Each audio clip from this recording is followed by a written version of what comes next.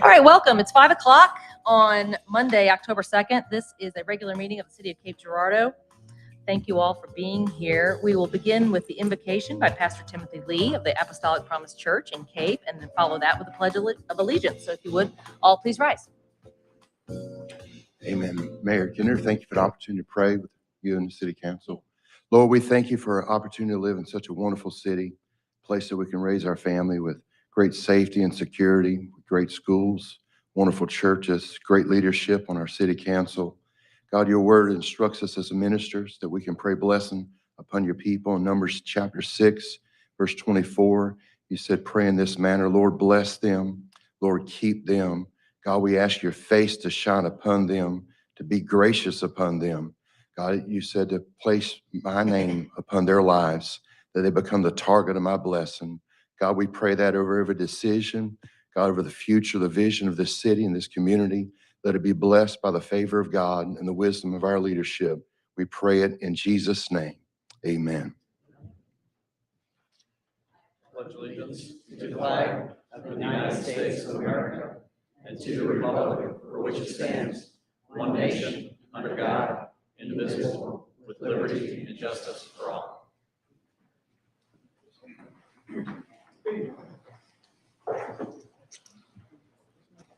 All right, we have nothing under study sessions tonight. We do have one presentation. We have a recognition for Mr. Randy Luter for retirement from the Parks and Rec Department. Is Mr. Randy here? Yes. Great. Come on down.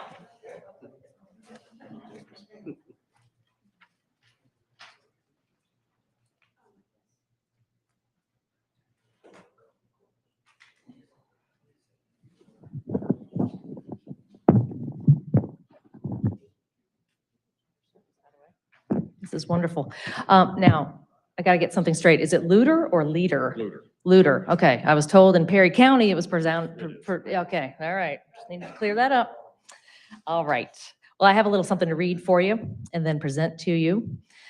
Because Mr. Randy Luter has 35 years of dedicated service to the City of Cape Girardeau and specifically the JC Municipal Golf Course as the golf course superintendent.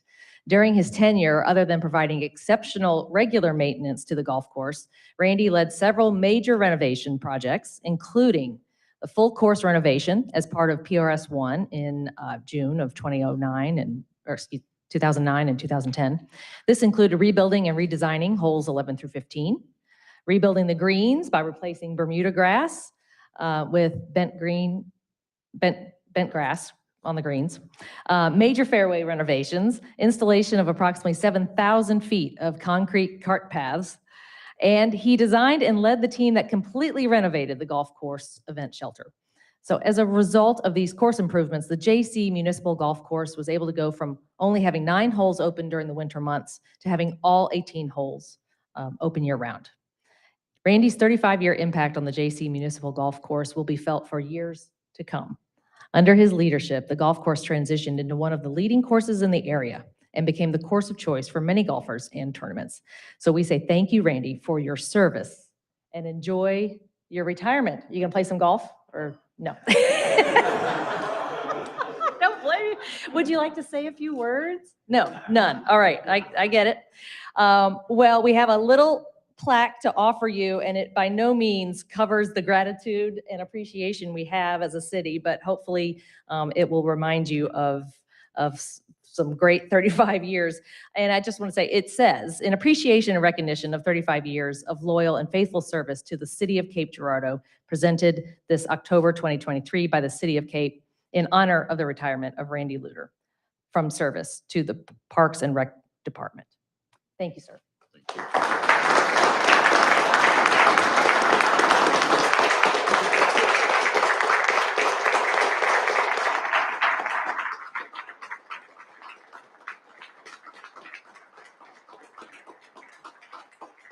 Say anything? Can't talk you into that. Here, take this protective. And would you like this as a little memento? Okay. Thank you. All right.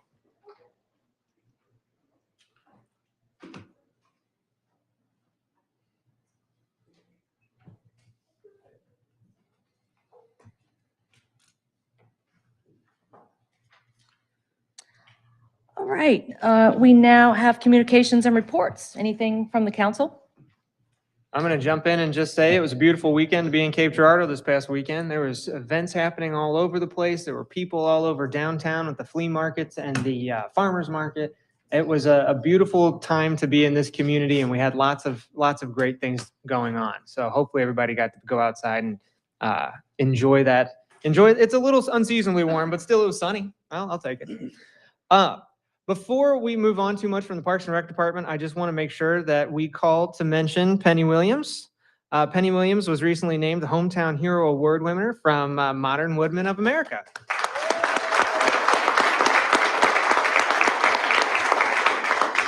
So just an exciting accolade. Just wanted to make sure I saw Penny was here tonight. So just wanted to say that. Excellent. And that's it for me. I want to make an announcement. I really don't talk about my organization a lot.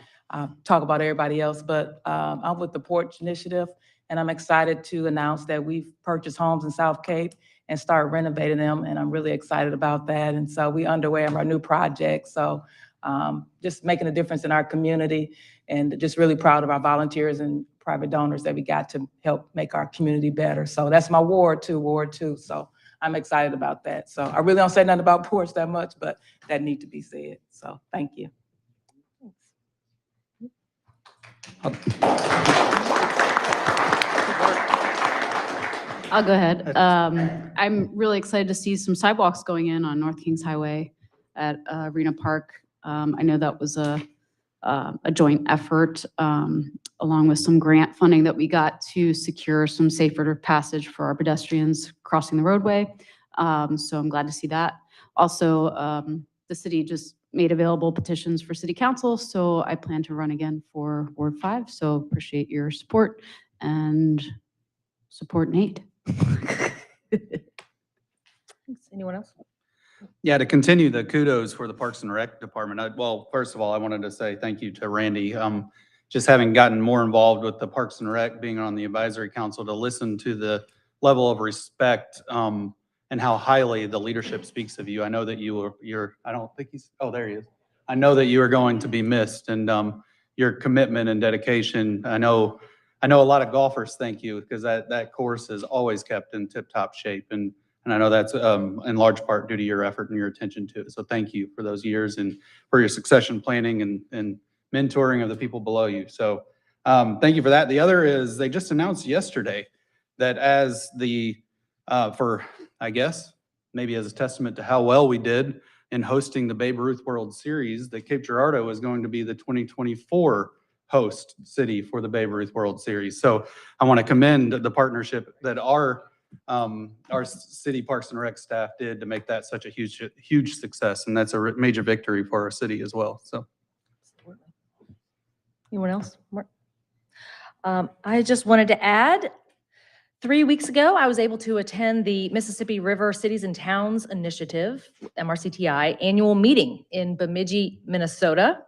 Cape is a member city of MRCTI, along with 100 other cities and towns along the river.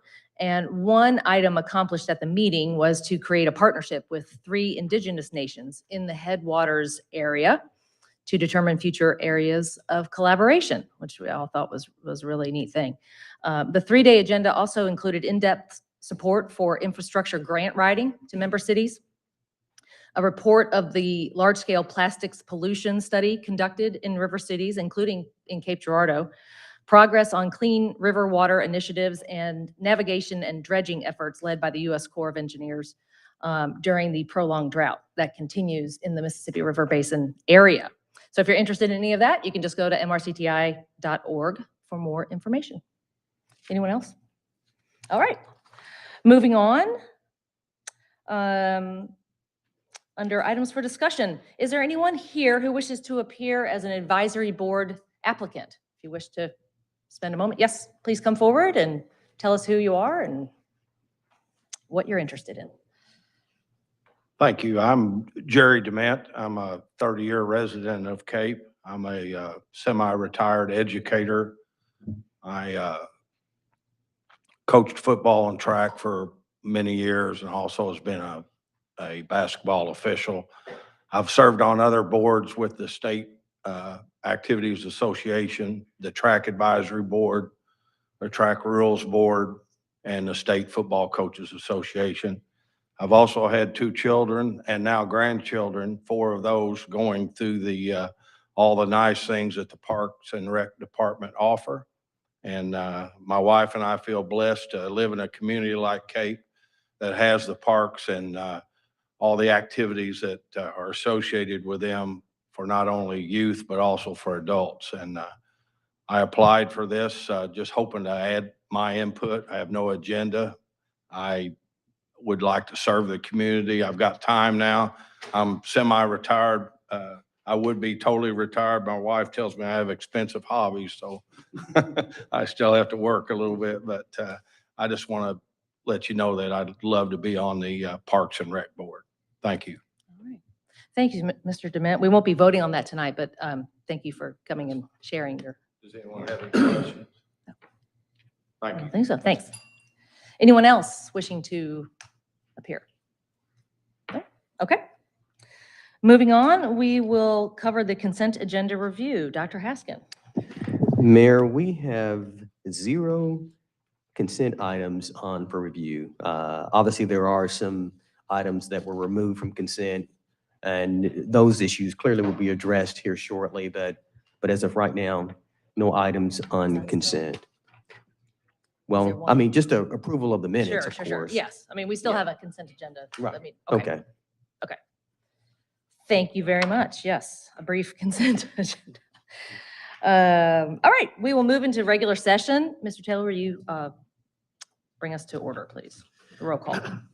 Mark Bliss, Here. Robbie Guard, is absent. Stacy Kinder, Here? Dan Presson, Here. Tameka Randle, Here. Nate Thomas, Here. Shannon Truxel. Here. All right, thank you. Council, we have an agenda before us. Is there a motion to approve the agenda? So moved. Second. Mr. Thomas, Ms. Truxel, any further discussion? Hearing none, then all in favor of the agenda, please say aye. Anyone opposed? That motion carries. The agenda carries. We have 2 public hearings tonight. First, I'll open the public hearing to consider a request for a special use permit for the purposes of constructing, maintaining, and operating a telecommunication tower at 1351 South West End Boulevard. Is there anyone that wishes to appear for that public hearing? Yes.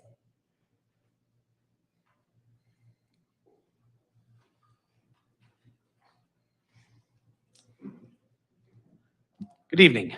My name is Jackson Nadinger. I'm with Selective Solutions here this evening representing the applicant Vertical Bridge. Vertical Bridge is the tower owner and operator. There's an existing tower at this location. We're here before you this evening requesting permission to essentially tear down and replace the tower that is there currently. As far as and before I begin, if I may, I have a packet of information that if I could hand that out. Sure.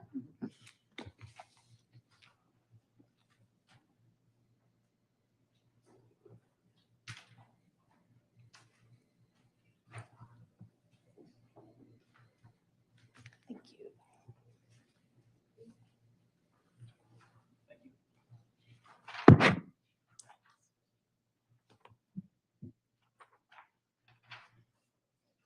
Anyone over here?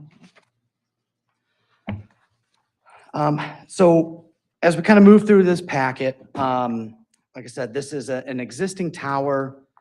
Pardon me. It's at Shawnee Park. This tower has been there in one edition or another since at least '07.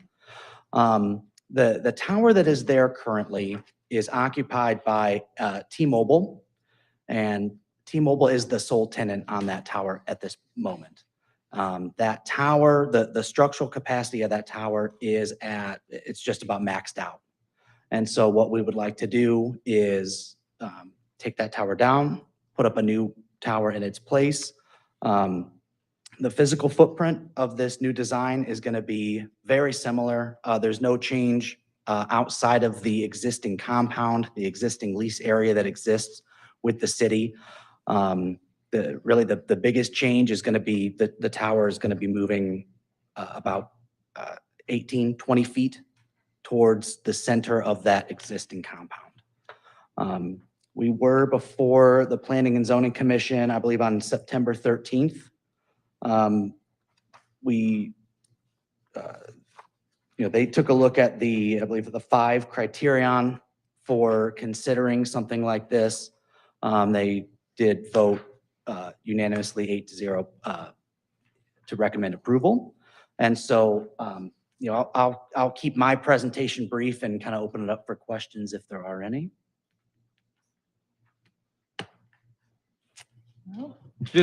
From just the information that you gave it doesn't look like the height's going to change too much. That's correct. It's not going to change at all. Okay, so the height's about the same.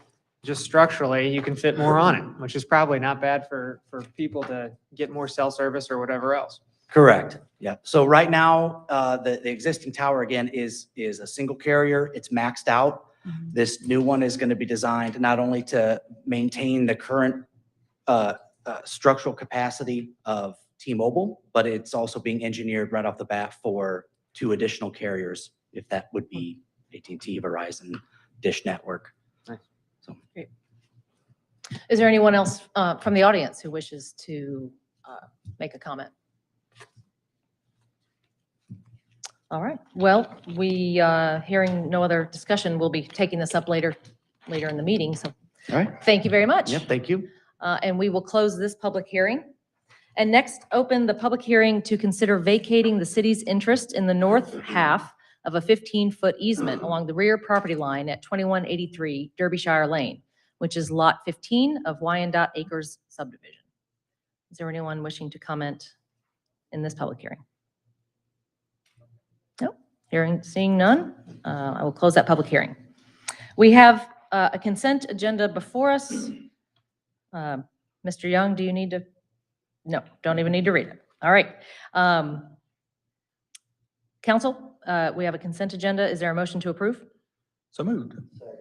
Mr. Nate, Mr. Bliss, any further discussion? Hearing none, all in favor of the consent agenda, please say aye. Aye. Anyone opposed? That agenda carries. We have had 4 items removed from the consent agenda.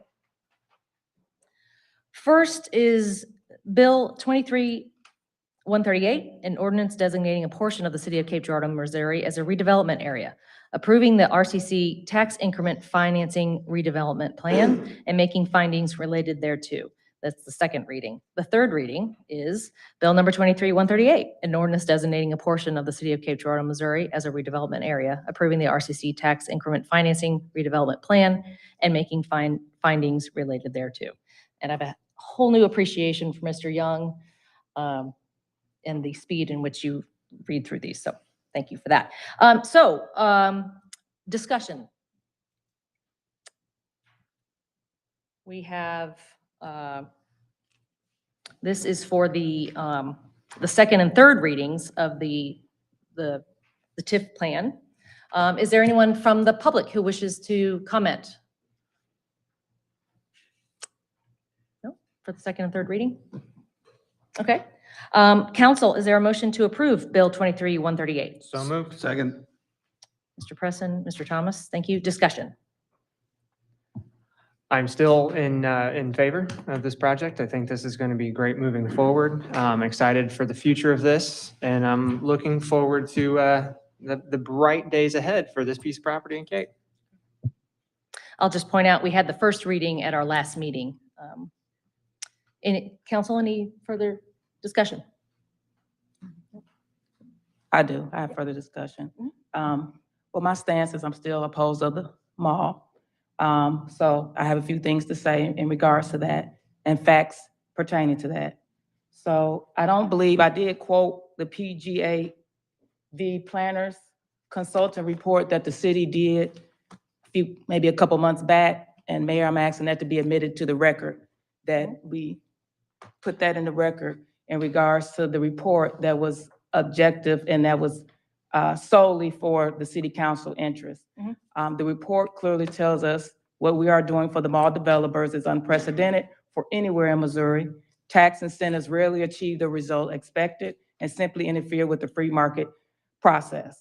A taxpayer-funded successful mall will suffocate other businesses and eliminate the tax revenue that generate as they go out of business to have their customers elicit to the mall. I believe, and I believe the other city council members also received this information that we have from the Show Me Institute regarding their testimony in regards to tax increments. And I want that admitted into the record as well. And I believe all the council members received that. What this project will do, developers will line up at doors for projects like this and request these substantial incentives. The losers will be the taxpayers and the winners will be the developers. And that is everything that goes as stated. If the forecasted mall revenues never materialize, what liability does the city have? I remind everyone of the disastrous results that occurred with the Renaissance and Commander for the airport. It lost the city over much more than $1 million. The stakes are greater with the mall. I'm not opposed to the mall. I'm just opposed to the excessive government subsidies that the city is giving to private developers to rehab the mall. I'm all for a mall with small amount of subsidies for infrastructure. So what I want to make note of is that we received testimony from the Show Me Institute from David Stokes, and he is the municipal policy from Show Me Institute, which promotes market solutions for Missouri and public policy.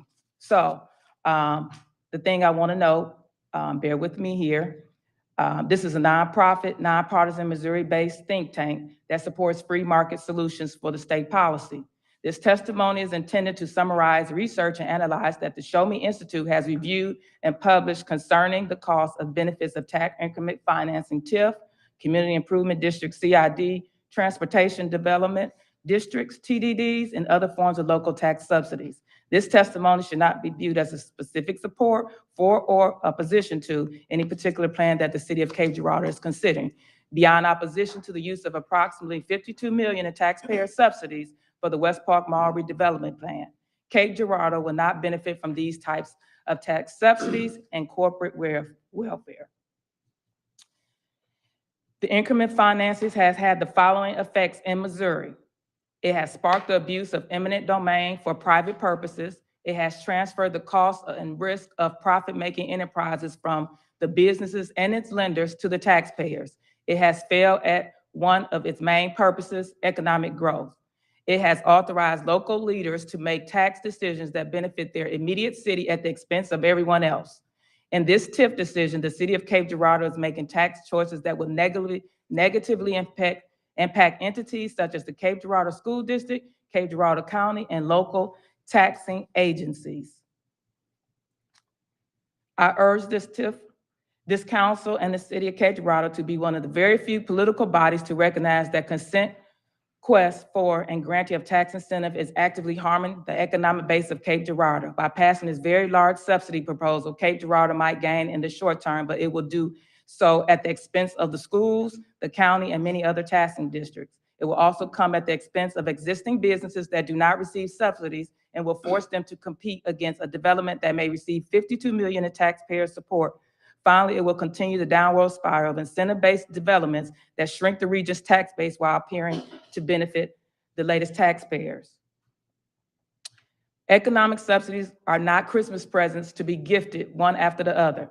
If a development such as the Wells Park Mall cannot succeed with multiple tax subsidies programs, it's not the job of us as taxpayers to ensure it goes forward anyway. So, as you know, I'm still in not favor of the mall at all. And we've got consultants that we utilize that state these are excessive requests from the city. No one's in the state is doing any of this. And second, we have policies from the state and different facts from Missouri auditors in regards to this decision not being a good decision for the city, and it will be on the taxpayers' back. So I'm not in favor of the mall and their excessive requests for tax incentives that they want the taxpayer to pay. And I just want those two items to go on record. I don't believe they've been on record. I've referenced them, but I want to make sure they're on record. Mayor Kinder, thank you. Mayor. They will be included, yes. I'd just like to comment on, actually, this project will boost sales tax revenue, I believe, in the City of Cape Girardeau. As we stated at the last meeting, the sales tax revenue from the mall has declined over 40% in the last 2 years. This city, as many people know, is heavily dependent on sales tax revenue to help fund city services. If we do not do this and the mall continues to decline, we will have less and less sales tax revenue, which means there will be less funding for city services, and we'll have to look at making some cuts in the future probably. So I believe that this is a good project. Without the tax incentives, I do not believe that the mall will get redeveloped, and instead it will just continue to go downhill and become an eyesore and a magnet for crime. And so I am totally behind this project. Thank you. Anyone else? I just want to add that it would be extremely rare for the city of Cape to accept a letter on behalf of a politically motivated group such as the Show Me Institute to take their so-called limited advice on our policy-making decision. And so I would request that that letter not be included in the public record. I make a note, they nonpartisan, so no, that's not true. And I could make that record. They're funded by Rex Singfeld. They're not nonpartisan. Correct, the billionaire. Thank you. Okay, well, we want to go there. These are not the only investors in our city either. There are billionaires behind them Hang if we go in there. I'm just letting you know. Ms. Randle, you have made it part of the record, and it is on the record at this point. So thank you. You know, I'm sorry, go ahead. Oh, no, I was just going to make another statement, about this whole project. Obviously there is the economic development aspect of it all. There's the actual economic package element of it all. But you think about the overall benefit, the jobs associated with construction alone, the jobs associated with retailers that are here. I think all of our wards will benefit from additional employment opportunities for the people of Cape Girardeau. This is a big thing for us to add this many opportunities for our citizens to have in this region, and hopefully for us to draw additional people into the region to work. And so this investment isn't just an investment in this piece of property. This is an investment in the humans and the lifestyle of Cape Girardeau, Missouri. Our people need a place to go. Our people need a place to shop. Our people need a place to work. And so this is how the city works with our existing property and how we try to leverage our existing property to make the best use of it for our citizens. So it's an exciting opportunity that we have here, and I'm excited for the future of this. I kind of want to, I just want to make a note that you talk about contracting jobs. Those are short-term. Those are not sustainable jobs. They're retail jobs, hourly jobs, which is much needed, but they're not sustainable jobs. They're people that work part-time. There are very few will be salary. There are very few benefits. That's sustainability in the community. So contracting for 2 or 3 years or going on a job for 6 or 7 months, that's not sustainable with jobs. You say 700 would be contractors, but that still doesn't provide sustainability jobs for people in our community. We did contract with a financial consultant, our staff, to get some input during the several months of this process and the negotiation for the development agreement. And we're going to be taking up the development agreement. More detail will be discussed as the evening goes on. I do, though, since Ms. Randle mentioned the memo from our financial consultant, PGAV Planners, I did want to just read real quickly a small bit of their summary, which states, based on our experience on projects of similar scope and size around the U.S. as well as Southeast Missouri, we believe the city providing economic development incentives for this project is in line with reasonable public policy, is appropriate in the current real estate markets, and will facilitate the redevelopment of a currently deteriorating property that is a priority for the city. So I just wanted to offer that. This is straight from our financial consultant. Any other discussion on the second and third readings then of this, the TIF portion?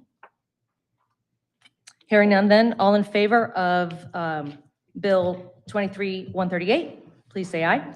Aye. Anyone opposed? I oppose. Thank you. That motion carries. Next, we have Bill 23-146, an ordinance approving a petition for the creation of a community improvement district establishing the RCC Community Improvement District as a political subdivision of the state of Missouri, and authorizing certain actions by city officials. That was the second reading. The third reading is Bill 23-146, an ordinance approving a petition for the creation of a community improvement district, establishing the RCC Community Improvement District as a political subdivision of the state of Missouri, and establishing certain actions by city officials. Is there anyone in the audience who wishes to appear to discuss or have questions? Can we, yeah, yes, you can talk. This is in particular the CID. If there will be much, okay. You're certainly welcome to, but all right. So pertaining to the CID, second and third reading. Council then, is there a motion to approve Bill 23-146? So moved. Second. Mr. Bliss, second was Mr. Thomas? Sure. Okay. Discussion. Anyone on the council wishing to further comment? All right, hearing none then, all in favor of Bill 23-146, please say aye. Aye. Anyone opposed? I oppose. Thank you, that motion carries. And then Bill 23-148, a resolution calling for the joint establishment of a transportation development district with the RCC Community Improvement District and authorizing certain actions in connections therewith. This is the first and only reading. Dr. Haskin, I know Mr. Pulley is not able to be here tonight. Would you like to? That is correct, Mayor. Ryan Trimplin will step forward and give a brief overview of the TDD request. Actually, it's going to be very brief. Good evening. Yeah, Trevor is not here this evening, and I'm filling in for him. I'll be here for all the items except for the last one, which will be presented by Katrina. This particular bill is a resolution that authorizes the city and, if formed, the CID district to initiate the process to form a transportation development district for the mall redevelopment project, also known as the RCC. I believe Mr. Grimm and Mr. Hanson are in attendance this evening if there are any questions. Is there anyone in the audience who wishes to make a comment or a question? No? Okay. Seeing none then, council, is there a motion to approve Bill 23-148? So moved. Second. Mr. Presson, Mr. Thomas, thank you. Discussion. Council? No? I think if we could just have an overview, I think we touched upon it briefly last time, but the TDD, if you could just give us the terms and discuss those briefly. You want to take that Yes, one? sure. Good evening, Mayor, Council. I'm Mark Grimm from Gilmore and Bell. The Transportation Development District and the Community Improvement District have identical boundaries, which is basically the mall property plus JCPenney. And so as you'll recall, the TDD, like the CID, will impose a 1% sales tax over the entire boundaries to help support the redevelopment. So the TDD, CID will include all of any out parcels that are going to be built, but like the rest of the funding, all of the money goes into the redevelopment of the mall itself, not the out parcels. So I'm happy to answer any questions that y'all might have on that, or as we get into other items. So that 1% will be collected, I just want to make sure I heard that right, by all of them, Yes, ma'am. but only be applied to, okay, Yes, thank ma'am. you. So this is part of the, that 50% Yeah, eats so portion that, TIF captures 50% of the sales taxes, of all the sales taxes generated within the redevelopment area. Okay, so whether it's city or the county or the CID or the TDD. So 50% is captured by TIF. The other 50% of the CID sales tax revenue and the other 50% of the TDD sales tax revenue per contract, per the redevelopment agreement, will be deposited also to repay the TIF obligations. So while legally the CID and TDD could use those money for other eligible costs, the agreement calls for all that money essentially to put in one pot to repay the incentives that are being provided. okay. And then, but the 50% means that from the beginning of that incentive, the city will be able to collect 50% of that as well. Well, on the city's other sales taxes, so. Yes. Yeah, so on the general municipal capital improvements, parks and stormwater, so on the city's other sales taxes, yeah, the city will have any incremental revenues and any existing revenues, of course, the city keeps, and then 50% of any incremental revenues, the city will keep. Likewise, the county for its sales taxes. So the city and the county will retain each, 50% of their sales taxes. TDD and CID will put in, essentially contribute all of their sales taxes to this redevelopment. Council, any further questions? All right. Hearing none then, all in favor of Bill 23-148, please say aye. Aye. Anyone opposed? I oppose. Thank you. That motion carries. We have several new ordinances tonight. As always, and as we just saw, audience members, you'd be free to make a comment or a question, and then the council will have our turn with questions as well. First, we have Bill 23-145, an ordinance approving a redevelopment agreement in connection with the redevelopment projects described in the RCC Tax Increment Financing Redevelopment Plan and authorizing certain actions by city officials. This is the first reading. Mr. Shrimplin.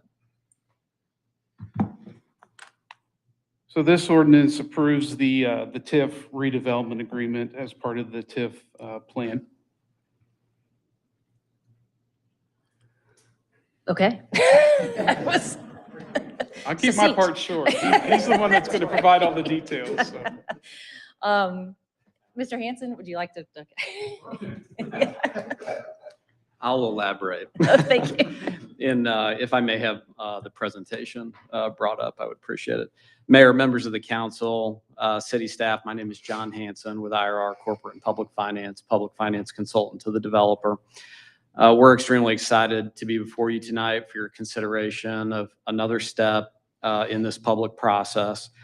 And Mayor, I'd be remiss not to mention, we're extremely grateful for literally the thousands of hours of effort that have been put into the careful review and consideration of our proposal, a portion of which is before you tonight by everyone up at the dais, City Council, Mayor, Dr. Haskin, your staff at the city, including your experienced outside legal counsel and independent financial advisor. So we thank you for that significant effort.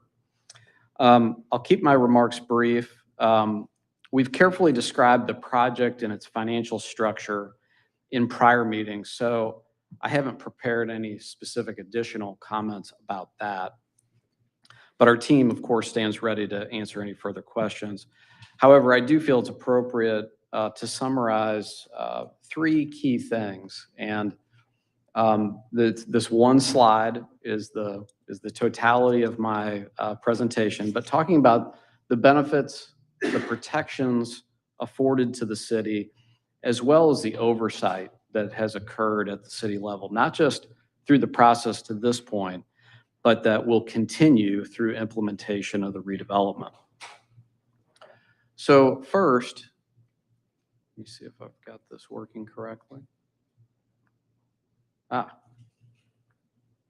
Pardon me just a second, there's a bit of a lag. So first is the redevelopment and revitalization of the mall. This repositions a key property within the city, as we know, takes a blighted property back to a highly productive economic use for the city. The way in which we do that is invest over $100 million into the mall. And that is with only 18% funded by TIF increment. And that's very important to us. I was mandated, as I've mentioned before, by my client to ensure that our financial request to the city does not impair in any way the tax revenue received by the city or any other taxing jurisdiction. And we've done that with this proposal. The TIF is solely isolated to the incremental revenue from the property taxes and the sales taxes that will be generated if we're successful in redeveloping the mall. That creates over $1 million in new annual tax revenues for the city upon stabilization, and that's tax revenue that can be used in all wards of the city for whatever purposes that the city council deems most appropriate.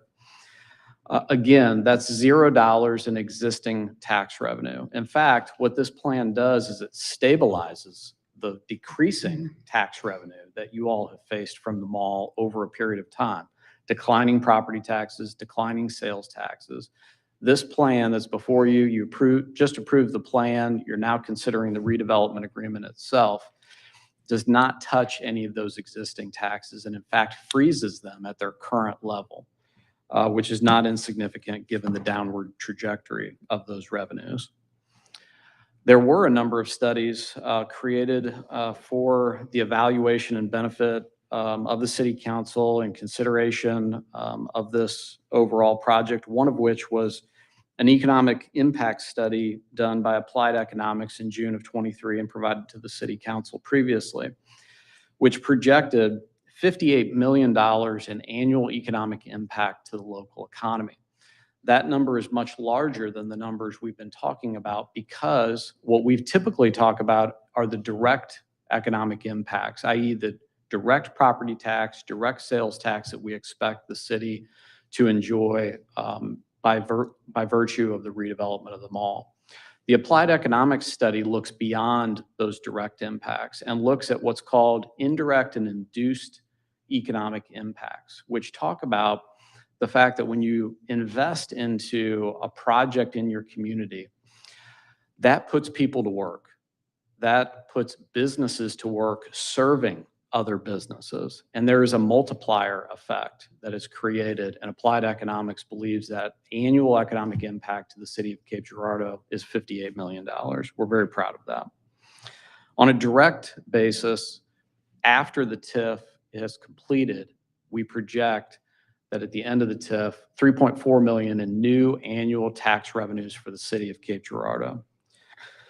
In addition, this was touched on previously by some other comments. This creates over 750 construction jobs for the redevelopment of the mall and creates and retains over 700 permanent jobs.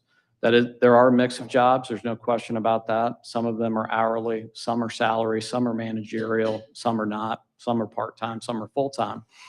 But we are very proud that there really is an absolute economic engine that it exists today in the mall. It just isn't as large an engine as we'd like it to be. And it can be better. We can employ more people. We can create more economic impact for the mall with your approval of this plan. There are some key protections afforded to the city as well, in addition to the benefits that the city is projected to receive. I mentioned this in the benefits as well, but this is also a protection of the city that the $750,000 in retained annual tax revenues for the city, i.e. the TIF base, is an important protection of the city. In fact, if property taxes dip temporarily during the redevelopment of the mall, the developer has committed in the redevelopment agreement to make whole property tax payments so that those property tax payments remain level to all taxing jurisdictions. Let me touch on a couple of other key protections, and this is by no means all the protections that are availed in the redevelopment agreement, but the ones that pop out to us the most. The next is that the city is not issuing bonds directly for this project. There are a set of economic development tools that create a revenue stream that allow bonds to be issued, but the city of Cape Girardeau will not be the issuer. We'll select either the IDA or another qualified issuer to do that bond issue, but it will not be, under any circumstances, the city of Cape Girardeau. For the bonds that are issued by the IDA or another issuer, those will be revenue bonds, meaning that the city will not be backing or have any financial risk related to those bonds in any way. In fact, no taxing jurisdiction, whether the issuer itself that issues, the IDA, the county, the state, any political subdivision of the state of Missouri, none will have financial risk or backing of those bonds. There are capped reimbursements to the developer within the redevelopment agreement. Very important point that there is a maximum amount that can be reimbursed if we're successful. And not only is the maximum amount capped, but the rate at which we essentially earn reimbursement is dictated by the investment that we make in the project. So for every dollar of investment that we make in redeveloping the mall, 48 cents are eligible to be reimbursed to us. Now, we need to generate, by purview of that redevelopment, sufficient property and sales taxes to make that happen. That's not on the city to do that. That's on us to put the best possible retailers and businesses in the mall that can produce that revenue. But if we do invest $1 into the mall, we can earn up to 48 cents, meaning that by the time we earn the total 49.2 million net reimbursement, there will be over $100 million that has been invested into the mall. And that works along the way as well. If $25 million of the reimbursement has been realized by the developer, that will mean that $50 million worth of investment has been made in the mall. So that's a significant protection for the city. There's no reimbursement for new outlots or acquisition. Mr. Grimm touched on that a moment ago, but that's an important provision and protection. The money that's to be generated and reimbursed is going to be based on dollars going into and redeveloping the mall itself. There is a public participation provision in the redevelopment agreement. We think we have presented reasonable projections to the city. Your independent financial advisor has reviewed those as well. And I'd like to quote, one of the council members was quoting both PGAV and the Show Me Institute in some of the earlier comments, but I want to read specifically from the PGAV report in their conclusion, where it stated, based on our experience on projects of similar scope and size around the U.S. as well as Southeast Missouri, we believe the city providing economic development incentives for this project is in line with reasonable public policy, is appropriate in the current real estate market, and will facilitate the redevelopment of a currently deteriorating property that is a priority for the City of Cape.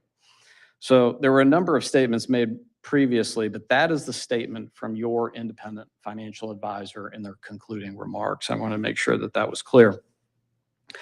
One of the recommendations of your financial advisor was to have a public participation provision, and that did indeed find its way into the redevelopment agreement. So there was significant value in you all obtaining that consultation with that independent party. If our reasonable projections, as determined by PGAV and as we believe they are, and as we provided an affidavit in the redevelopment plan about, if our reasonable projections are in fact, the actual outcome is actually better than those reasonable projections, there is this public participation provision that kicks in that returns more dollars back to the city and other taxing jurisdictions if we exceed a certain threshold. So that's another protection in the redevelopment agreement. There are a host of indemnifications provided by the developer to the city. Payment and performance bonds will be in place for unbuilt portions of the project prior to bond issue. There are various insurance provisions, things of that nature. And of course, ultimately, the city administers the redevelopment agreement. And if the developer is in default of one of many, many provisions in the redevelopment agreement, the city ultimately has the right to default us or terminate the agreement if we're not doing what we said we would do in the redevelopment agreement. Strong city oversight is provided, again, not only at this point in the process, but throughout the implementation of the redevelopment agreement. This has first and foremost been a public process. Nearly 150 pages of TIF plan and TIF CBA information, not to mention PGAV's report and other reports that have been applied economics reports that have been created for the project. So significant information has been made available publicly. The TIF Commission provided a recommendation to the City Council for supporting the TIF plan and recommending that the council approve that. Thank you for affirming that action a few moments ago. Again, you've had independent review. I believe my slide has stopped working. I'll just have a few more comments. Your independent review has been extensive between PGAV and your outside legal counsel, Gilmore and Bell. And we haven't always agreed with their advice to you. We've had a healthy debate, which I think is important for something like this. We had a lot of back and forth in ultimately getting to a redevelopment agreement that both parties think works from both perspectives. And we were committed to that from the very beginning. But it was a healthy debate and one in which a lot of provisions were very closely negotiated, discussed, and we're proud to have a redevelopment agreement for you tonight that we think provides good protection and oversight. Looks like I'm back working again. The but-for has been demonstrated. The past few decades have been the real but-for the Cape Girardeau Mall. There has not been a willingness to invest the tens of millions of dollars into the mall to redevelop it and put it on a new trajectory for success that it needs. It needs $100 million of work to put it on that future trajectory to allow us to gain the benefits that we've talked about here and really make it what it can be. But within the redevelopment agreement itself, excuse me, the TIF plan itself and the CBA, that but-for analysis was very closely reviewed and considered by PGAV as well. They didn't agree with every assumption that we made, but as I mentioned as I quoted in their concluding remarks, they thought on the whole, it was reasonable.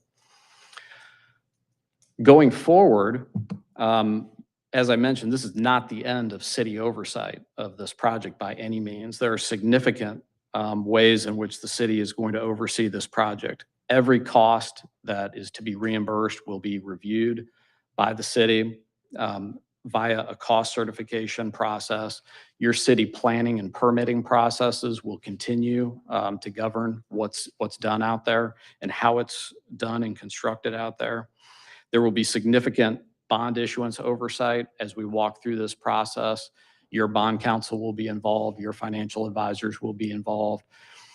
A bond is not being issued, whether by the IDA or anybody else, without the city's approval. And that the rates and terms and all the terms and provisions within that bond are acceptable.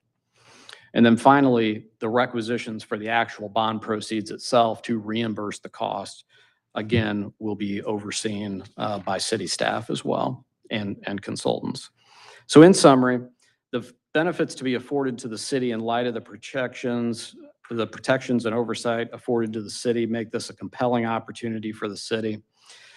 You also have heard it said in public comments that perhaps the city should be prepared for a slew of incentive requests if it approves this one. We actually hope that's true.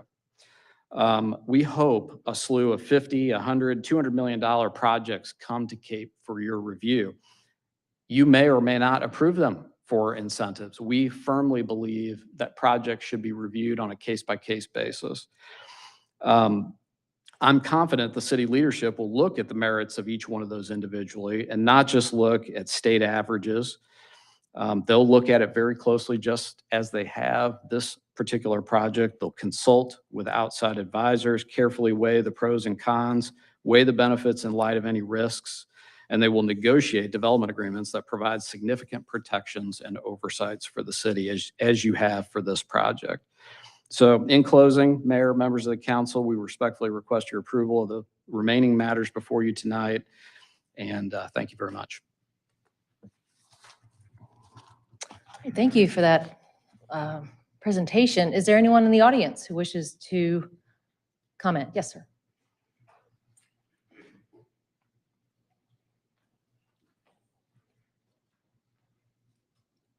Kevin Whitfield, Drury Southwest 101 Farrar Drive. We are not opposed to the redevelopment of the mall. However, the project as presented has flaws. This project will cost taxpayers $145 million in interest, special taxes, and deferred real estate taxes. Cape schools consistently test below the state averages on math. Instead of increasing funding, City Council caps future education funds for 20 years. City Council needs to do simple interest calculations. The mall is not blighted. The only evidence of blight is from a consultant paid to find blight and another hand-picked to confirm the initial finding. Findings such as these would be ripe for questioning by a court of appeals. Regarding the development agreement, on page 6 and 7, reimbursement of development costs cap the professional services. There's $7,006,000 for professional services, and you don't know what they are. Tenant selection. Redevelopment agreement does not exclude cannibalization, and it says if a business is considering relocating to the property, it may meet the threshold. Rate of return calculation on page 19. 19% is an outrageous return. The city allows a 19% rate of return before the clawback takes effect. The developer asked for 10.9% in its original proposal. The property would have to sell for $107 million in 10 years before the city sees a dime. This is not a clawback, it's a mulligan, a gimme. Interest rate, there is no cap on the interest rate on the bonds, leaves the city in an incredible vulnerable position if the tax revenues are insufficient to service the bonds because of the high interest rate. The site plan, Exhibit B, is simply a photo of rendering. This is not a site plan, it's a rough concept. The city has no idea what materials are going to be used and where. No standard for construction, no civic or transportation enhancements at all. Completion of construction. Unbelievably, according to the development agreement, the site plan may be amended at any time without city input. No obligation to complete construction or even build what is shown. Pay-as-you-go is not contingent on certificates of occupancy, and there are no performance bonds. What happens if they run out of money? And a $15,000 cost to operate the SID is an embarrassing exaggeration for something that takes one day. Thank you. Thank you, Mr. Whitfield. Anyone else from the audience? Yes.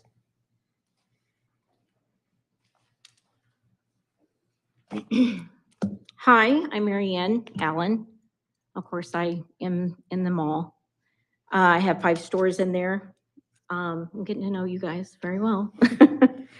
I'm here tonight. I made some phone calls. I feel like knowledge is power, and I talked to the city mayor of Marion today because I feel like I need to know what's going on in the other cities, and they are thriving even though they don't have a mall. You know, he made a good comment. He said, rising tides lifts all boats. And if we all work together, and that's what we're not doing here. You got one company fighting another company, and that's not how it works. For a city to succeed, we all have to work together, and I cannot stress that enough. These companies here in Cape should put their swords down and come to an agreement that this is going to happen. It's the best thing for the city. And it just appalls me how this is going on. It does not happen in any other city or other cities. He said it didn't happen in his. His son goes to SEMO, and he said, we love Cape. He said, you know, I attended the game the other day. I guess they played SIU. And he goes, I was so impressed with Cape and how they have come a long ways. And he said, for you guys to survive, you're going to have to redo them all. And I made a second phone call to the owners of Paducah Mall, and I was totally blown away of the statistics I found. Do you realize Paducah is what, an hour and a half away? Is that correct? 7.1 million people walk in that mall last year. Do you know what that means? That means we're losing a lot of freaking money. That's what that means. Let me say that again. 7.1 million people an hour and a half away walk in that mall. And we're going to sit there and throw our mall away? No, absolutely not. I'm just shocked. They have like #1 Shoe Carnival. They're 11th in the nation. Their Qdoba's #1. Their Jimmy John's is #1. Why? because they care about their city. They have owners over there that are local, and they work with me. They work with other small businesses to make it happen. And there is no reason why 58 million, no. 58 million is an underestimate to me. If you got 7.1 million walking into the mall an hour and a half away, I think it's more than that. I think we could do a lot more than 58 million. But thank you. Thank you very much. Anyone else in the audience wishing to comment? All right, seeing none then. Council, is there a motion to approve Bill 23-145? So moved. Second. Thank you. Discussion. I had a couple questions for you. Yes. You said the city's not at risk for the bonds. Who would be at risk if the mall developers default on those bonds? Is at risk for that?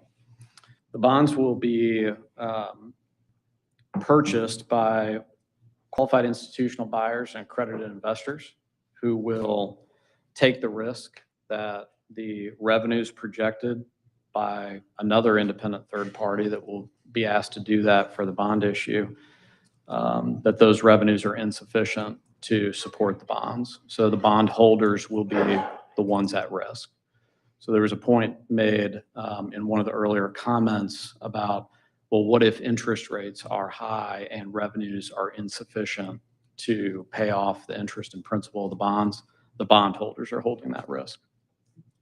Another question is the mall intent to sell to a third party when they receive those bonds? I think the choice to one day sell the mall is different than the bond issue itself. So the bond issue provides funds to redevelop the mall. There is certain rights and approvals one day for the developer pursuant to the terms of the redevelopment agreement to sell the mall. But there are no current plans to do so. Thank you. I just want to make one quick note from what Marianne was just talking about. Paducah's municipality is smaller than Cape Girardeau. 26,000 people. And Cape Girardeau is pushing 40,000 population. Plus, we all know because of all of our resources and everything, people do come in on a daily basis. And so it really does, that's a remarkable number that you shared from over at the Paducah Mall. It's remarkable the way things have changed in the world of shopping. It's interesting to see how retailers have changed. And this building was built in the late 70s, early 1980s. And that was the height of what you did then. In the late 70s, early 1980s, you built indoor shopping malls. And now this is our community's effort to redirect into what it is that people are looking for in their shopping now. And so it's going to be a unique effort. And I said before in our last meeting, it was a big ordeal back when this mall was built. It's a big ordeal now. And that's why it's taken a lot of due diligence on behalf of the city of Cape Girardeau. It's taken a lot of due diligence on behalf of the development group. And this has not been an easy process. And so it has all been debated and discussed and everything. It's an exciting time. This is an exciting opportunity. And I think that the city of Cape Girardeau has really got a unique opportunity here, because this is a large piece of property right in the middle of town that is essentially the welcome mat for our community. So every time that we just talked about it earlier, the Babe Ruth World Series, we've got people coming in from all over the world for the Babe Ruth World Series. And I want them to come to this community and leave knowing that we've done all that we can to make sure that this is a great place for not only our current citizens, but our future citizens. So that we are working as hard as we can to create that economic developed quality of life that people are looking for in a place to raise their families and retire. And so this is an exciting opportunity, and I'm excited to have this development agreement before us tonight. Thanks. I'd just like to, it's been mentioned, I think, in previous meetings, but I'd like to compliment the city staff on their due diligence and efforts to come to an agreement that I believe protects the city as well as provides incentive for this project, which I agree with echo Dan's comments. I think it's going to be an exciting project, and I do believe it can be an economic engine for Cape Girardeau. Thanks. I just want to ask a question. Are your employees, and you have 5 locations, 5 stores, are they contracted employees or are they actually employees? Thank you. Any other? Nate? Yeah, I'd just like to echo Councilman Bliss's comments and compliment as well as thank the efforts of city staff as well as Mark Grimm and as well as the representation for the River City Group. And I said it last time, but this is an unprecedented agreement, an unprecedented scenario and project. And because of that, it wasn't an easy negotiation, as you referenced earlier. We had specifically from the moment that the TIF commission passed it, we had specific things that we had to make sure were in there, and we were able to protect the city and the city's interest in the way that we needed to, as well as make a viable option for you to proceed forward with this important project, because I guess that, you know, there's entities and individuals that are against it and in town, and some of them have, experience with projects of this magnitude. And I've said, from the outset, we are voting on this proposal. Am I happy about, as a fiscal conservative, am I happy about the number and the amount of incentives included in it? No, but I told them, bring me an alternative that has less. And I, to this day, have gotten not one alternative plan for that property. And so with that being said, we proceed forward with the negotiation with the viable plan that we have, without having an alternative that has the same or equal or similar economic impact with less government incentives. That tells me all that I need, because we have 20 years worth of data on this property that we know where it's headed if nothing's done to it, as you referenced. There's been negligent owners that have not invested the $1 million here, the $10 million there, that would put us in a position where we wouldn't have to make such monumental investment in this property. But what we can't do is, if I vote no on this, it is a vote for a hope and a prayer that maybe somebody will reverse that trend of the last 20 years and come in and swoop this property up and invest all their private money, because it has not happened to this point. If it would have happened, if it was meant to happen, it would have happened by this point. I can't legislate on a hope and a prayer that somebody may come in afterwards, because it's been demonstrated with other cities, with other proposals, with combined government incentives, that city votes no. If they put a hard line, or they try to hard line negotiate down for something that doesn't make sense for the actual people, the private investors that are putting their own money into it, that property ends up going into further decline. It ends up with the city having to invest and tearing it down. It ends up with a parking lot in the middle of our thoroughfare entryway into our city. We can't have that happen to the mall. If we are going to do that, then we have to vote for some other drastic structural change to how our city operates, because our city, by design, our general fund is funded by sales tax. That is a major driver of our sales tax. So at this point, if we don't create that attraction, that destination that people come to and they want to go to multiple retail venues and multiple locations, if they don't want to go to a big box store, then we're not it. They're going to Marion, they're going to Paducah, they're going elsewhere. We have to, because of the way that we are structured for the services that we provide for our population of a city, have to drive that retail train and drive that sales tax train. And so that is what this is, a step in that direction. It is not taking away from our current fund, because if this property were to continue down the path it is, we have less and less money going into our general fund. which means we have less and less money to operate the city services that we offer. Less and less money that go to our police, our public safety, our fire, our airport, our everything that makes the city drive. We have less and less money, and then the costs of operating those are not going down. So then we're getting a double whammy. So we have to increase the sales tax revenue generation of this property, or at least stabilize it, and then have the potential to share in the increase that your investment is going to bring this community to this region. And so I commend you guys. I commend the staff. I commend Mark Grimm, people that have been experienced in these projects in other communities, offered multiple other examples of how this has worked in other communities as well. And I look forward to the outcome of this, and how that rising tide raises all the ships, and we're all going to benefit from it, because we sure as heck don't benefit from a gravel parking lot. We sure as heck don't benefit from a ship that people are poking holes into.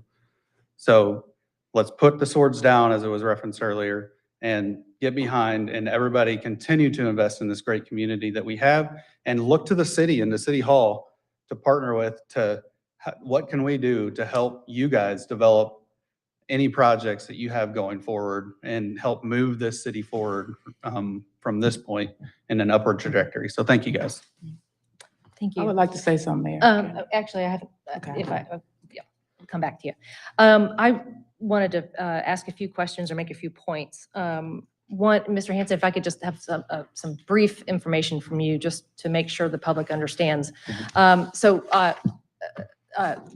Purchase cost was $9 million. Nearly 10 million. Nearly Yes. $10 million.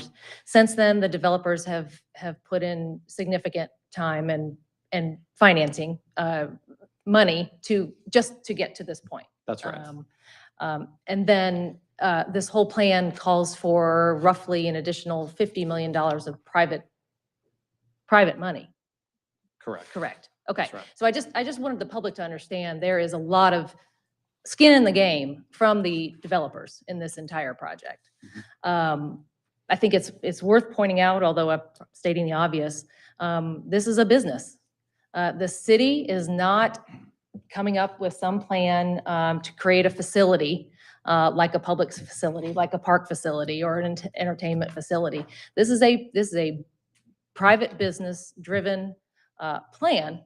And we have, the process has simply been that we have received it and spent many months, as was stated earlier, hours and hours, working with the developers on this plan. One, to ensure that they do indeed make money. I think it needs to be stated that if a business isn't going to make money here in Cape, that's not a good thing. And so the plan has to, no developer is going to invest anything if they know they're not going to be able to show a profit. They won't be able to stay in business. So that is certainly part of this plan. But at the same time, the city has worked hard to ensure that there are protections. And Mr. Hanson, I appreciated your going through some of that earlier, because there are concerns. And quite frankly, some of these concepts are difficult to understand. This is a much larger scale than we're used to seeing around here. Hopefully it's not the end of these large scale projects. But Mr. Grimm, if I could ask you a few questions pertaining or pointing out some of the development points.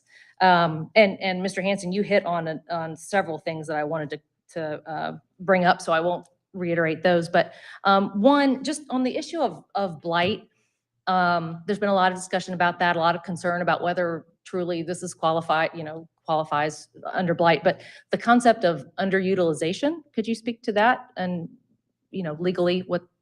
Well, let me just say that the statutory definition of blight is broader than the ordinary connotation of the term. And the council has latitude to rely on an expert's findings.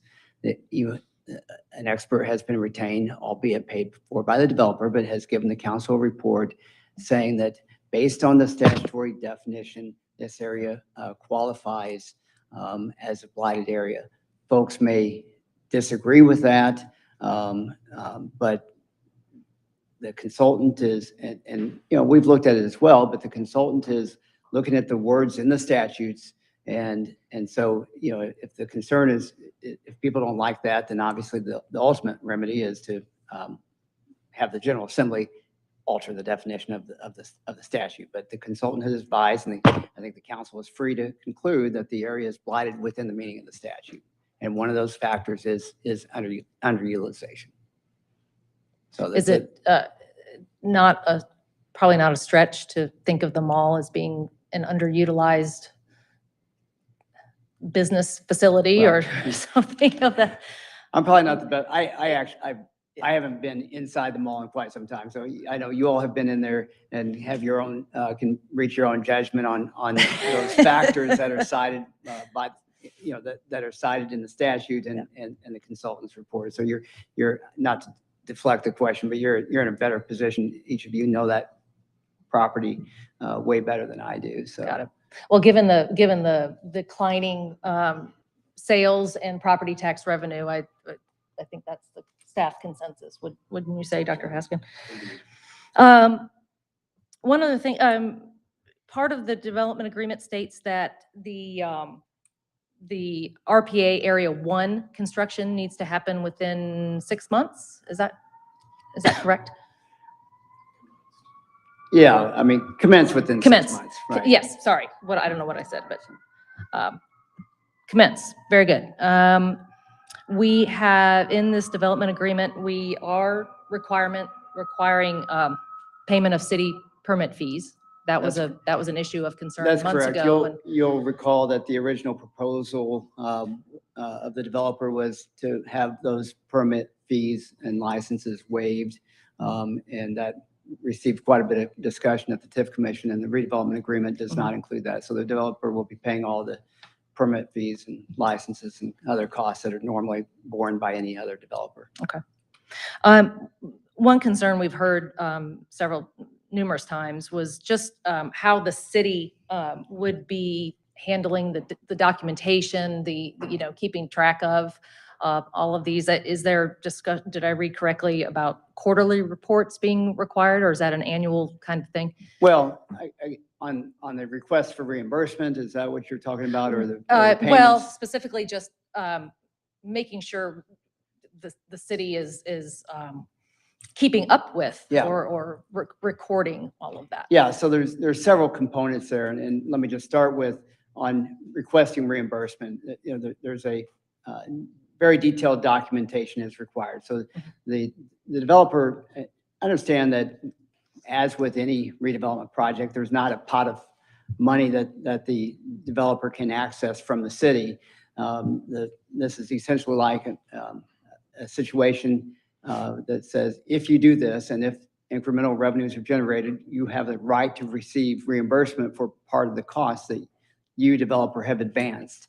And so in order to get reimbursed, the developer has to submit a written request to the city with detailed invoices. And those invoices have to demonstrate that these were specifically for costs of RPA 1 and RPA 2, and provide all the other supporting documentation that the city may require. Once the city has reviewed and approved those, then the developer can get reimbursed from those costs, as I said, if and when revenues are generated. The developer also is required to provide regular reports to the city as far as the status of the project and construction and tenant leasing and that type of thing. Okay, thank you. And lastly, then, the concept of cannibalization, that those questions or concerns have come up from time to time. And there is a stipulation in the development agreement that pertains to that. Can you share details about that? Well, I guess a couple points. Number one, the TIF statute has a provision that says that basically protects against relocations from within the city. The TIF statute says if a business relocates within a year from one site within the city to the mall, to the redevelopment area, then the base sales taxes are increased by that tenant's sales at the prior location.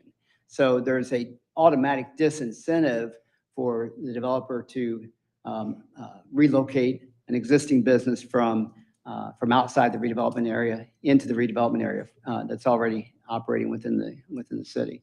Secondly, Is that standard for all TIF? yeah, or- yeah, okay, so that's a state law provision that says if the council finds that this relocation was basically a direct beneficiary of tax increment financing, then the sales tax base gets adjusted. So if the sales tax base is adjusted higher, then that means less increment is generated to reimburse the developer. So it's a built-in statutory disincentive, if you will, for the developer to try to incentivize a business to relocate from within the city into the mall. Secondly, the redevelopment agreement goes really above and beyond that to say there's certain types of businesses that are prohibited without council consent. And thirdly, that within 35 miles of the area, a similar situation would arise. Basically, the developer can't relocate businesses without council approval. Okay, yeah, thank you. Council, any other question? Ms. Randle, do you have? Okay. I just want to make one just little note. I've had the opportunity to sit on this council for a really long time now. And, I look at some of our other projects that we've done. The Courtyard Marriott was a TIF. Scout Hall was another project. We've got other numerous CIDs and TDDs all over this community. And, all of them, I'm proud to see. I'm really excited to see where all of those different things have come. Every time somebody comes to this community, they mention that Courtyard Marriott and how impressed they are. And so for the future, this is a great opportunity. And so this is Cape Girardeau 2040, looking towards that future of where we're going and how we're going to get there. Well, and you mentioned Cape 2040, Vision 2040. That is the city's comprehensive plan. One of the 5 top priorities of the city was to see some kind of redevelopment for the mall. It has been known for a very long time that this is a problem area that was only getting worse. So, thanks. Anyone else? All right, then, all in favor of Bill 23-149, please say aye. Aye. Anyone opposed? I oppose. That motion carries. Excuse me, I'm sorry, that was Bill 23-145. I think hopefully everybody understood that. Next, we will take up Bill 23-149, an ordinance authorizing the City of Cape Girardeau, Missouri to issue its taxable industrial revenue bonds, the RCC project, Series 2023, for the purpose of providing funds to pay the costs of acquiring, constructing, and improving an industrial development project in the city, approving a plan for the project, and authorizing the city to enter into certain agreements and take certain other actions in connection therewith. This is the first reading. Mr. Shrimplin. So this ordinance authorizes the issuance of the industrial revenue bonds for the mall redevelopment project, as Mr. Hanson discussed. Thank you. Mr. Grimm, do you have any other, any elaboration to that? Thank you, Mr. Shrimplin. I'd be happy to. So you all may recall or that the city previously has issued these same types of industrial revenue bonds for the project that Scott Blank undertook for the River Arts Campus Expansion Project. That project provided 2 different incentives, one of which is relevant here. That project provided partial real property tax abatement, as well as sales tax exemption on construction materials. This project is only requesting sales tax exemption on construction materials, but the bonds are similar to actions that action that the city has taken previously. The bonds, it's confusing when we talk about this bond issue because cities issue bonds for public projects like this facility we're in here, or police stations or fire stations. School districts issue bonds to access capital to build new schools. Counties do the same thing for new facilities. These bonds are not publicly offered, not a way to access capital finance the project. It is merely a basically a paper transaction to facilitate the sales tax exemption on construction materials by the city having a leasehold interest in the property during the construction period. So there's no financial liability. The city on the transaction doesn't, the bond issue doesn't adversely affect the city's future ability to incur debt, does not affect the city's bond rating or otherwise put the city at any risk. These types of industrial revenue bonds have been issued by Cape County for Procter & Gamble, for Nordina, by the city of Jackson for the Queso Isom project, by the city of Sikeston for Oracle, for Unilever, by New Madrid County, by Perryville for TG Missouri's project. So these types of bonds have been issued hundreds of times across the state to, again, in each case, facilitate property tax abatement and or sales tax exemption on construction material. We've had projects, and I know this is a longer than probably what you asked for, but there have been projects, you all remember Chrysler, obviously, the city of Fenton, 10 or 15 years ago, issued these types of industrial revenue bonds for the Chrysler plant that used to be located outside of St. Louis. Chrysler went bankrupt. City of Fenton had absolutely no liability on the project because that's the way the documents are drafted, and the documents worked exactly the way they were intended. The transaction unwound. The city had no costs associated with that, and so even in the worst case scenario of an entity going bankrupt, the city has absolutely no financial liability on the transaction. So with that, I'd certainly be happy to answer any other questions that y'all might have. Thank you. Is there anyone in the public who wishes to comment or pose a question? All right, hearing none, then council, is there a motion to approve Bill 23-149? Mr. Bliss? Second. I think Shannon actually was. Ms. Truxel, thank you. Discussion, further discussion. You know, I'll just say this concept is in my mind part of the more confusing part of it, and so thank you for that explanation. That was really great. Mr. Grimm has provided some other information. You know, I think this project in general, as I stated before, it's just so different. It's bigger and, you know, has many different layers of financing and things like that we're not used to seeing here. I did want to reiterate just something you brought up a second ago, Mr. Grimm, and that is that these types of bonds, as you said, they're used all over the state and locally. In Cape, in 2021, there was a $10 million project for the River Campus Arts Expansion Project. In Cape County, for Procter & Gamble, in 1998, it was a $600 million bond issue. Then in 2001, it was an additional $200 million bond issue. And then in 2012, it was an additional $300 million bond issue.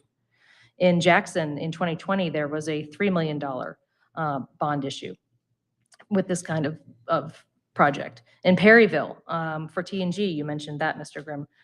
In 2012, there was a $28.6 million bond issue. In 2014, there was a $110 million bond issue, and in 2015, $150 million.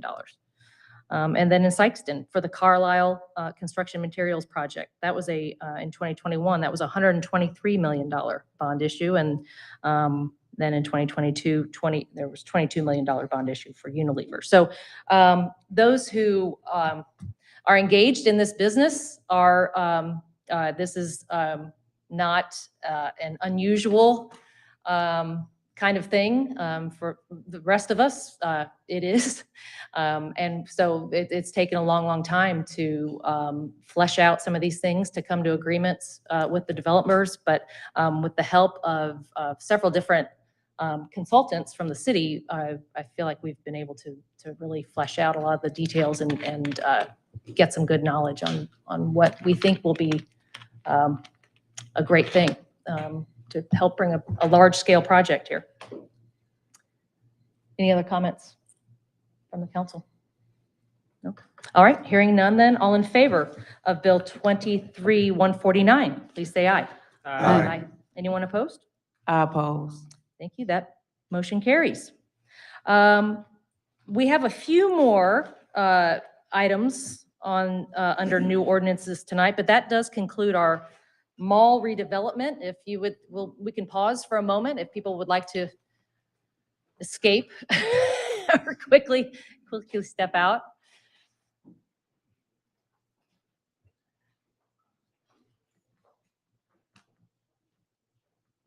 Yeah.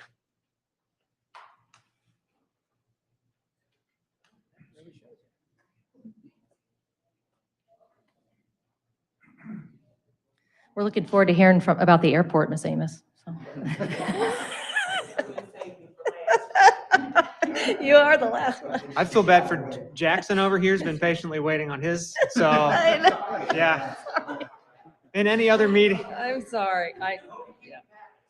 it's the largest project we've had in decades, so it's a lot of conversation. But we like our cell towers too, so. All right, well, moving on. Bill 23-150, an ordinance approving the record plat for Wade First Subdivision. This is the first reading. Mr. Shrimplin. Okay, now I'll start talking a little bit more. Okay. Okay, Wade First subdivision is a record plat that combines two lots into one. This is where Roots Salon is located on Independence Street. The owner of that property owns the lot next door, which has another building. They're going to be expanding. They're going to connect the two buildings together, and there's a lot line in between the two structures, so they need to do the plat to get rid of that lot line. Thank you. Is there anyone in the audience who wishes to speak to that issue? Hearing none, then, council, is there a motion to approve Bill 23-150? So moved. Mr. Presson, Mr. Thomas, further discussion? All those in favor then of Bill 23-150, please say aye. Aye. Anyone opposed? That motion carries. Bill 23-151, an ordinance granting a special use permit to VB Run LLC for the purposes of constructing, maintaining, and operating a telecommunications tower at 1351 Southwest End Boulevard in the city of Cape Girardeau, Missouri. This is the first reading. So you've already heard the presentation, received the packet about the proposed cell tower replacement. Staff looked to see, how the new tower compares to the old tower, the current tower there. It's essentially, it's an anodized steel or galvanized steel tower. So I think the original tower was designed as a flagpole. They used to be popular to make it all what they call a stealth monopole, where all the antennas were within the canister, within the pole itself. And then it could, have a flag hanging from it. I think there's still some up in the St. Louis area that look a little odd, but as the case may be, that one was replaced several years ago by the tower that's there now. Which was a kind of variation of a stealth monopole. It actually did stick out a little bit. There's a shroud around the antennas. So it wasn't fully within the pole itself. But from my understanding, there's been a lot of technical issues with those in terms of the signals. Plus, just as we know, technology changes. And so the antennas that are needed right now just simply won't fit within a stealth pole. So that's why they're proposing a new pole with the antennas on the exterior. We've got a lot of those around town. They're kind of become ubiquitous. People are kind of generally, don't really pay much attention to them anymore. That area is, that site is leased from the city. It's part of Shawnee Park. There are trees around the cell site itself. So if you're up close near the base, for the residents there with the apartment complex and the mobile home park, generally they really don't notice it much. If you're at a distance, you'll see it stick up above the trees. But the main thing is that they are moving the pole closer to the street. The code requires that a telecommunication tower be set back from the right-of-way line a distance to the height of the tower. The current tower and actually the whole cell site, there's no way to really position that tower so that it could be that full setback. So this special use permit request includes a variance to allow the tower to be within the existing cell site in the compound, which would be the lesser below the setback. Thank you. Is there anyone in the audience who wishes to come forward? Yes. Yeah, I mean, you made it all this way, so you might as well, yeah.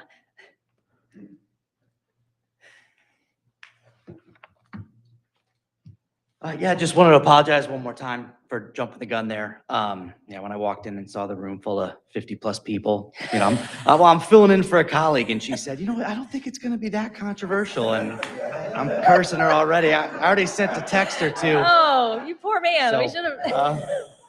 But yeah, appreciate everything you said. Again, the what is happening, he covered it. Why we're wanting to do it, he covered it. And so again, just any questions the second time around? Well, if there are no more questions from the audience, council, is there a motion to approve Bill 23-151? So move. Second. Mr. Bliss, Mr. Thomas, further discussion, any questions? I just appreciate any efforts to improve the bandwidth and connectivity of our community. So your upgrading of that tower, I mean, that's huge. Thank you for that investment. All right. Okay, with no more discussion, all those in favor of Bill 23-151, please say aye. Aye. Anyone opposed? That motion carries. Goodbye, thank you. Bill 23-152, an ordinance vacating the city's interest in a portion of a utility easement located at 2183 Derbyshire Lane in the city of Cape Girardeau, Missouri. First reading. Our inspections office was contacted by a contractor that was hired to build a deck off the rear of a home at 2183 Derbyshire Lane. Looking at our GIS maps, we found that there is a 15-foot utility easement that runs along the rear of the property, and the proposed deck would encroach on that easement. You're not allowed to build an easement. So staff looked at it. The city doesn't have any utilities within that easement. We checked with the non-city utility providers. The only one that does have facilities in that easement is Spectrum, and their line is kind of on the south half of that easement, so it's closer to the lot line. So we talked with them and asked them if they would be okay with the city vacating the northern half of the easement, northern 7.5 feet. That would leave the remaining 7.5 feet to cover their line, and they were fine with that. All right, thank you. Is there anyone in the audience who wishes to comment on this? Okay, hearing none, then council, is there a motion to approve Bill 23-152? So moved. Second. Mr. Presson, Mr. Thomas, any further discussion? Hearing none, all in favor of Bill 23-152, please say aye. Aye. Anyone opposed? That motion carries. Bill 23-153, an ordinance authorizing the mayor to execute a special warranty deed to Roads Development Company LLC for property along the right-of-way located at 1930 Southern Expressway in the city of Cape Girardeau, Missouri. It's the first reading. Mr. Shrimpler. So as you know, Southern Expressway is a very wide right-of-way. It was conveyed to us from ODOT. Originally was supposed to be the right-of-way for Highway 74. So we've got a lot of essentially excess right-of-way. We really don't need that much land for the existing street, and even for future widening, any improvements we would need, we really don't need that much width. So in recent years, we've had requests from adjacent property owners that are interested in buying some of that excess right-of-way from the city. Staff determined that we do need to maintain at least a 100-foot right-of-way centered on the street over the entire section there. And anything beyond that then would be available for sale if the city council authorized it. So we did receive a request from Roads Development Company to purchase excess right-of-way along their property at 1930 Southern Expressway. That was discussed with the city council, and they agreed to sell that for the price stated in the report. And so this is just the ordinance authorizing the mayor to execute that deed. Okay, thank you. Anyone in the audience wishing to comment? Seeing none, then council, is there a motion to approve Bill 23-153? So moved. Second. Mr. Thomas, Mr. Presson. Any further discussion? Hearing none, all in favor of Bill 23-153, please say aye. Aye. Anyone opposed? That motion carries. Bill 23-154, an ordinance authorizing the mayor to execute a special warranty deed to 630 Inc. for property along the right-of-way located at 2078 Southern Expressway in the city of Cape Girardeau, Missouri. It's first reading. So this is another request to buy excess right-of-way. This particular owner is 630 Inc., and their property is 2078 Southern Expressway. So this ordinance would authorize the mayor to execute that deed. Same story. Is there anyone in the audience wishing to comment? Seeing none, then council, is there a motion to approve Bill 23-154? So moved. Second. Thank you. Any further discussion? Hearing none, all in favor then of Bill 23-154, please say aye. Aye. Anyone opposed? That motion carries. And last but not least, Bill 23-155, an ordinance authorizing the city manager to execute a grant agreement with the Missouri Highways and Transportation Commission to fund air service promotion and marketing at the Cape Girardeau Regional Airport. It's the first reading. Ms. Amos. Good evening. Thanks for saving me for last. So this is an agreement that we've actually had with the state a few years back. It's for air service promotion, and it is funded by the state's jet fuel sales tax. And so all the commercial service airports in the state of Missouri have an opportunity to apply for grants to help promote our services. I had applied for $126,000. We were successful in getting $105,000. So I think we did pretty well. So those funds that will cover the cost of airline consulting fees, marketing agencies, sponsorships, promotional materials. And we are really trying to roll out our campaign to get that Fly CGI name out there and also talk about all the things that are happening at the airport, not just airline service, but all of the professional pilot programs that we have at the airport, our FBO, all the different services that we provide.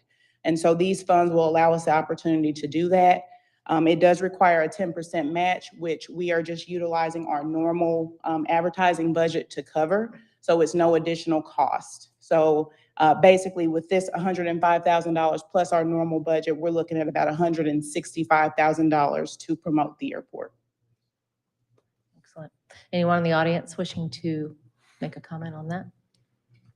All right, council, is there a motion then to approve Bill 23-155? So moved.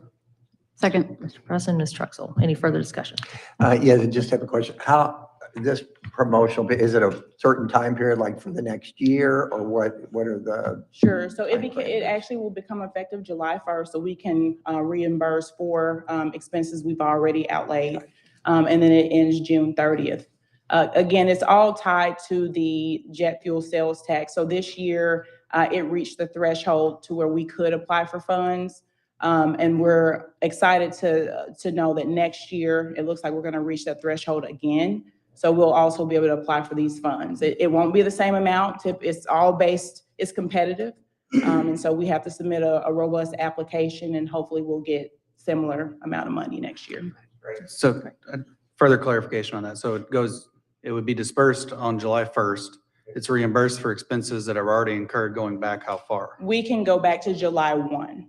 Any expenses that we've occurred from July 1 of 23 to June 30th of 24. I would like to mark my vote in abstention due to financial conflict of interest. Okay, thank you. Further comment? I would just say congratulations. Well done. Thank you. Well Thank done. you. That's exciting. Great use of the funding. All right, council, all those in favor of Bill 23-155, please say aye. Aye. Anyone opposed? That motion carries. We don't have any appointments tonight. We did have 2 people sign up to speak under other business. As always, this is an opportunity for people who pre-register to speak to something not on tonight's agenda. First is Mr. Danny Lusk here. Okay, he was not able to make it. And then April Craig. Not here as well. So that is a short session there. We have nothing to do but adjourn. Is there a motion to adjourn? Mr. Presson? Mr. Thomas? All in favor of adjournment, please say aye. Aye. Aye. Anyone opposed? We are adjourned. Thank you all.